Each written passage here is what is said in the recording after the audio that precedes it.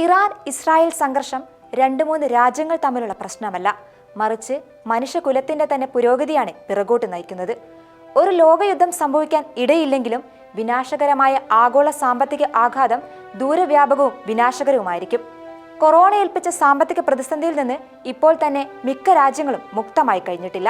ഒരു പൂർണ്ണമായ പ്രാദേശിക യുദ്ധം ആഗോള ഊർജ്ജ വിതരണത്തെ തടസ്സപ്പെടുത്തുകയും വ്യാപകമായ അസ്ഥിരതയ്ക്ക് കാരണമാവുകയും അതുവഴി ഗുരുതരമായ സാമ്പത്തിക പ്രത്യാഘാതങ്ങൾ ഉണ്ടാക്കുകയും ചെയ്യും. മേഖലയിലെ സംഘർഷം എണ്ണവാതക വിതരണത്തെ താറുമാറാക്കുകയും അത് വിലയിലെ ചാഞ്ചാട്ടത്തിനും ക്ഷാമത്തിനും ഇടയാക്കും. ഗതാഗതം, ഉൽപാദനം, കൃഷി തുടങ്ങിയ ഊർജ്ജത്തെ ആശ്രയിക്കുന്ന വ്യവസായങ്ങളെ ഇത് ബാധിക്കും.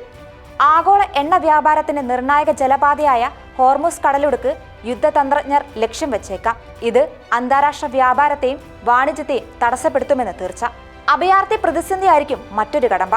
വലിയ തോതിലുള്ള സംഘർഷം അഭയാർത്ഥി പലായനത്തിലേക്ക് നയിക്കും.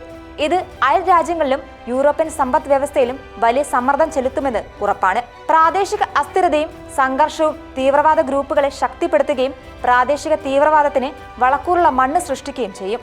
ഊർജ്ജ തടസ്സങ്ങൾ, വ്യാപാര അസ്ഥിരത, പ്രാദേശിക അരാജകത്വം എന്നിവ ആഗോള സാമ്പത്തിക മാന്ദ്യത്തിനും രാജ്യങ്ങൾക്കിടയിൽ യുദ്ധത്തിനും ഒരുപക്ഷെ പഴയ കോളനിവൽക്കരണത്തിലെ പുതിയ പതിപ്പിനും കാരണമാകും. അത്തരം വിനാശകരമായ പ്രത്യാഘാതങ്ങൾ തടയുന്നതിന് അന്താരാഷ്ട്ര നേതാക്കൾ നയതന്ത്രത്തിനും സംഘർഷത്തിന്റെ തീവ്രത കുറയ്ക്കുന്നതിനും മുൻഗണന നൽകേണ്ടത് അത്യാവശ്യമാണ്. വികലമായി കഴിഞ്ഞ UN രക്ഷാസമിതി പുനരുജ്ജീവിപ്പിക്കുകയും ഭാരതം പോലുള്ള രാജ്യങ്ങൾക്ക് അതിൽ അതിശക്തമായ സ്വാധീനം ഉണ്ടാവുകയും ചെയ്യേണ്ടിയിരിക്കുന്നു.